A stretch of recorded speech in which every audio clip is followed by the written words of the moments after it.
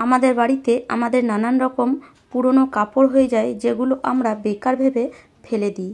কিন্তু এই কাপড়গুলো যদি আমরা ভালোভাবে রাখি, তাহলে এই পুরনো কাপড় দিয়েই আমরা আমাদের অনেক কাজ করে নিতে পারি, যেগুলোতে আমাদের সময় ও খরচ দুটোই বাঁচে। তো হ্যালো বন্ধুরা, কেমন আছো তোমরা? আশা করি ভালো আছো, আর আমিও ভালো আছি। তো আজ আমি তোমাদের জন্য এই পুরনো কাপড় কিভাবে রিউজ করা যায় বিনা সেলাই করেই, সেই পদ্ধতি দেখাবো। আর খুব সহজভাবে, একদম 4 থেকে 5 মিনিট যদি হাতে সময় থাকে, এই পুরনো কাপড় দিয়ে তোমরা নানান জিনিস বানিয়ে নিতে পারো, নানান কাজ করে নিতে পারো। যেমন ধরো, এই যে শীতকালে আমাদের এই যে র্যাক বা বালাপোষ বা ধরো এই ধরনের যে ব্ল্যাঙ্কেটগুলো থাকে, এগুলো আমরা ভালোভাবে সুন্দর করে কেচে আবার রাখি। কিন্তু এগুলো যদি আমরা এইভাবে খোলা অবস্থায় কোনো জায়গায় রেখে দিই, তাহলে কিছুটা হলেও ধুলো কিন্তু এর উপরে বসবে। তো এটাকে যদি এইভাবে না রেখে একটা পুরনো কাপড় কভার করে রাখি, তাহলে এর উপরে এতটুকু আর ধুলো বসার কিন্তু সম্ভাবনা থাকে না। তো হয়তো আমাদের সেলাই করার সময় নাই, বা এই পুরনো কাপড় সেলাই করলে বেশি দিন যাবে না, সেভাবে আমরা পুরনো কাপড় ফেলে দিই। কিন্তু এই পুরনো কাপড় দিয়ে যদি আমরা এইভাবে এই জিনিসটা বানিয়ে নিই, তাহলে এই পুরনো কাপড়কে সেলাই করারও কোনো প্রয়োজন পড়বে না, আর একটা সুন্দর কভারও তৈরি হয়ে যাবে।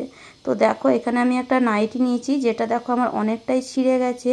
তো এই নাইটিটা ছিঁড়ে যাওয়ার পরেও কিন্তু আমি এটাকে ফেলিনি, সুন্দর করে পরিষ্কার করে তারপরে এটাকে আমি রেখে দিয়েছি। এই শীতকালে কিন্তু এই ধরনের সুতির কাপড় কিন্তু খুবই লাগে যে কোনো কভার করতে। শীতকালে কি, গরমকালে কি, গরমকালে তোমরা ফ্যানের কভার করতে পারো, আবার শীতকালে এই যে ব্ল্যাঙ্কেটগুলোর কভার করতে পারো। এই ব্ল্যাঙ্কেটগুলোকে আমাদের সুন্দর করে আবার কেচে নিতে হয়। কেচে নেওয়ার পরে যদি আমরা এই রকম নাইটির মধ্যে একটা এরকম গার্ডার ওপর দিক থেকে লাগিয়ে দিই, গলার দিকে হাত দুটো নিয়ে, তাহলে কি হলো, নাইটিটা একটা খোল তৈরি হয়ে গেল। তো এইভাবে একদম সেলাই না করে সুন্দর খোল তৈরি করে নেওয়া যায়। তারপরে এই যে নাইটির খোলটার মধ্যে এই ব্ল্যাঙ্কেটটা যদি আমরা ঢুকিয়ে দিই, তাহলে দেখো ব্ল্যাঙ্কেটটা একটা সুন্দর খোলের মধ্যেও চলে এলো, মানে একটা কভারও তৈরি হয়ে গেল ব্ল্যাঙ্কেটের মধ্যে। আর এটাকে সেলাই করারও কোনো প্রয়োজন পড়লো না। খুব সহজে একদম 5 থেকে 7 মিনিট যদি হাতের সময় থাকে, তাহলে এইভাবে তোমরা যে কোনো বালাপোষ বলো, ব্ল্যাঙ্কেট বলো বা র্যাক বলো, যে কোনো কভার তোমরা বানিয়ে নিতে পারো, যেটা সেলাই করার কোনো প্রয়োজনই পড়ে না।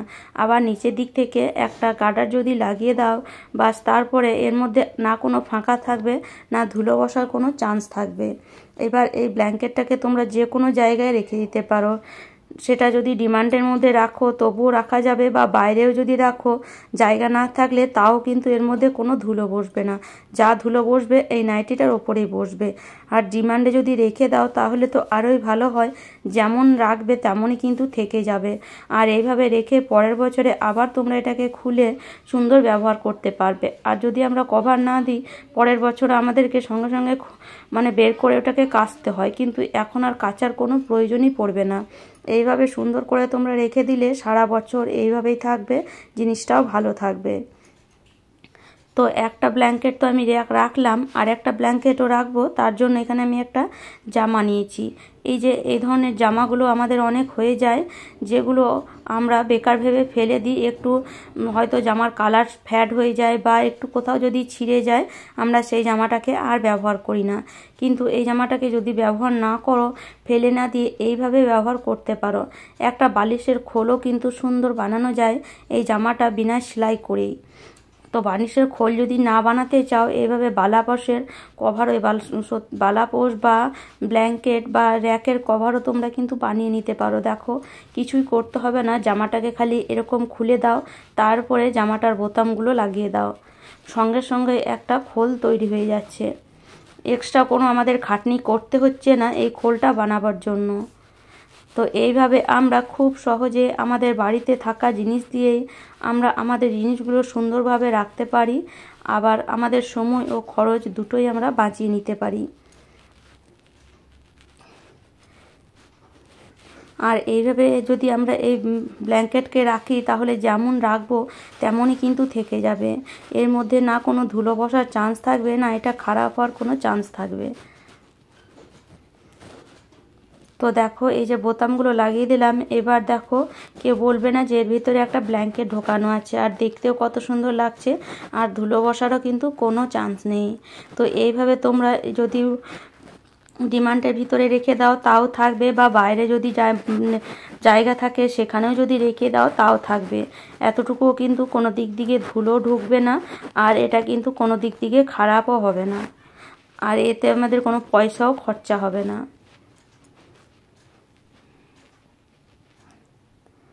দেখো এটা দেখতে কত সুন্দর লাগছে। তো এইভাবে তোমরা সময় ও খরচ দুটোই বাঁচাতে পারো, বা ঘরে বেকার জিনিসগুলোকে কাজে লাগিয়ে মানে সেই জিনিসগুলো আবার ইউজ করতে পারো। আবার আমাদের বাড়িতে তো অনেক চাদর থাকে, বিছানার চাদর, যেগুলো আমরা একটুখানি রঙটা চটে গেলে সেটাকে আর ইউজ করি না, বা যদি কোনো জায়গায় একটু ফেটে যায় সেটা তার ইউজই করা যায় না। কিন্তু দেখবে চাদরের যে সাইডগুলো, দেখো আমার মাঝখানে চাদরটা একটু ফ্যাট হয়ে গেছে, কিন্তু চাদরের সাইডের কালারগুলো দেখো কত সুন্দর আছে। তো এই কালারটা দেখে খুবই ভালো লাগে যে সাইডটা ভালো আছে। তো ভাবি যখন আমরা যে এটাকে ফেলে দেবো, কিন্তু দেখবে অনেক সময় মন চায় না ফেলে দিতে। তো এটাকে তোমরা যদি সময় থাকে তাহলে সেলাই মেশিন দিয়ে সেলাই করে বালিশের খোল বানিয়ে নিতে পারো, বা যে কোনো কভারও বানিয়ে নিতে পারো। এই যে বালাপোষটাও বা ব্ল্যাঙ্কেটটাও এইভাবে তোমরা রাখতে পারো একটা বিছানা চাদর ঢাকা দিয়ে। তো দেখো এখানে আমি সব যে ব্ল্যাঙ্কেট, যতগুলো ব্ল্যাঙ্কেট ছিল আমার নাইটির মধ্যে আবার জামার মধ্যে ঢুকিয়ে নিয়ে সুন্দর খোল কিন্তু বানিয়ে নিয়েছি। এইভাবে কিন্তু আমি প্রত্যেক বছরই রাখি। আমি এক্সট্রা কোনো কিন্তু বাজার থেকে এর কভার কিনি না। এইভাবেই আমি কভার বানিয়ে নিই, এইভাবে সারা বছর রেখে দিই, আবার আগের বছর বের করি, আবার এই নাইটি বা জামা এগুলোকে আবার কেচে মানে সুন্দর করে কেচে আবার এই ইয়েগুলো ব্ল্যাঙ্কেটগুলো ভরে রেখে দিই। তো আবার একটা জিনিস তোমাদেরকে দেখাচ্ছি, এই দেখো এই যে শপিং ব্যাগগুলো, এগুলো যখন আমরা শপিং করি তখন কিন্তু এই ব্যাগগুলো পাওয়া যায়, আর এই ব্যাগগুলো কিন্তু ফেলে দিই আমরা বেকার ভেবে, কেননা ভাবি এই ব্যাগগুলোর মধ্যে কী বা রাখবো। কিন্তু এই দেখো এই ব্যাগগুলোর মধ্যে তোমরা শীতের জামা কাপড় সুন্দরভাবে গুছিয়ে রেখে দিতে পারো। এইভাবে যদি রেখে দাও জামা কাপড়ও কিন্তু খুব ভালো থাকে, আর ব্যাগগুলোও কিন্তু কাজে চলে আসে, কেননা এই ব্যাগ দিয়ে কিন্তু আমরা অনেক ভারী কাজ করতে পারি না, তবে এই ধরনের জামা কাপড় কিন্তু রাখাই যায়।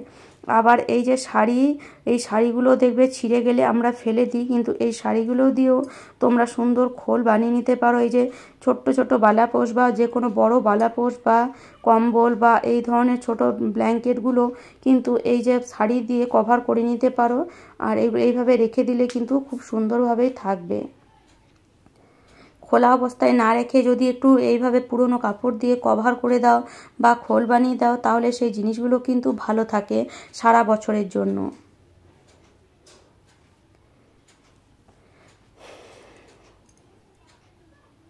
তো আশা করি আজকের টিপসটা তোমাদের ভালো লেগেছে, আর আমার টিপস যদি তোমাদের এতটুকুও ভালো লাগে তাহলে অবশ্যই লাইক করো, শেয়ার করো, আর আমাকে কমেন্ট করে অবশ্যই জানিও।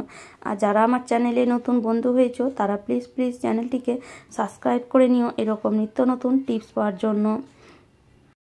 তাহলে চলো আজ এই পর্যন্ত, ভালো থেকো, সুস্থ থেকো, ধন্যবাদ।